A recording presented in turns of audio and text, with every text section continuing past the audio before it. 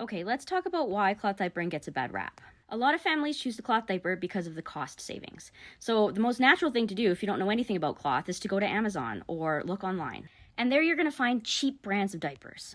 So you think, hey, that's a really good price for $6. The problem is these diapers aren't always ethically made. They're made with poor quality materials, really bad absorbency, and the fit really doesn't do very well for a lot of babies. So what happens is you try it out and you get leaks and you get smells, and then you don't have anywhere to turn for good customer service. Then you follow some bad advice from a couple of online Facebook groups and ultimately decide that cloth isn't for you and switch back to disposables. How many people had this as their first experience with cloth?